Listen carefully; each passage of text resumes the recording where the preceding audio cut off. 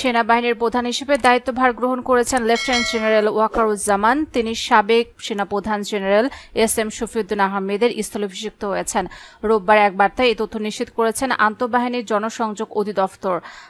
ISPR জানায়, সেনাবাহিনী প্রধান হিসেবে দায়িত্বভার গ্রহণ করলেন লেফটেন্যান্ট জেনারেল ওয়াকারুজ্জামান। এর আগে 11 জুন আইএসপিআর এর সংবাদ বিজ্ঞপ্তিতে জানায়, আগামী 23 জুন অপরাহ্ন থেকে lieutenant general Wakeruzzaman chief of general স্টাফকে জেনারেল পদবিতে পদোন্নতি প্রদানপূর্বক ওই তারিখ অপরাহ্ন থেকে 3 বছরের জন্য সেনাবাহিনী প্রধান পদে নিয়োগ দেওয়া হয়েছে। ওয়াকারুজ্জামান 1985 সালে 20 ডিসেম্বর ইস্ট বেঙ্গল রেজিমেন্টের সদস্য হিসেবে 13তম দীর্ঘমেয়াদী কোর্সের সাথে বাংলাদেশ সেনাবাহিনীতে কমিশন লাভ করেন।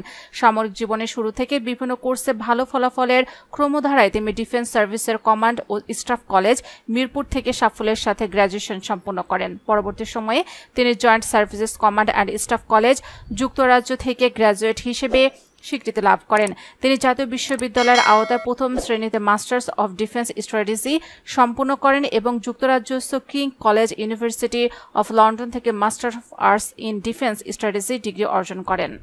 তার সুদীর্ঘ 39 বছর বর্ণাঢ্য সামরিক জীবন কমান্ড ও প্রশিক্ষকের অভিজ্ঞতায় পরিপূর্ণ। তিনি 2009 সালে 12 ফেব্রুয়ারি থেকে 2010 সালের 8 জুন পর্যন্ত 17 ইস্ট বেঙ্গল রেজিমেন্ট উপ অধিনায়ক ও অধিনায়কের দায়িত্ব পালন করেন। এ সময় তিনি তৎকালীন বিডিআর বিদ্রোহ দমনে বিচক্ষণতার সাথে দায়িত্ব পালন করেন।